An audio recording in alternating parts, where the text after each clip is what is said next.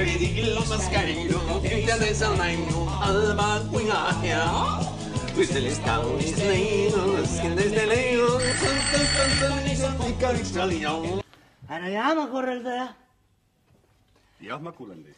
Öelge palun, mis kell jõuab meie rong Budejoitsisse? Olge lahked, kell 14:12. Kurat, me jääme hiljaks! Aga enne ma tahaksin sinu käest midagi teada. Kumb oli enne? Muna või kana? Pole õrna aimugi.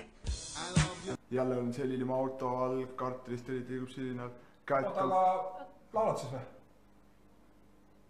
Ära nüüd vedelaks löö, oled mees või kelgunöör?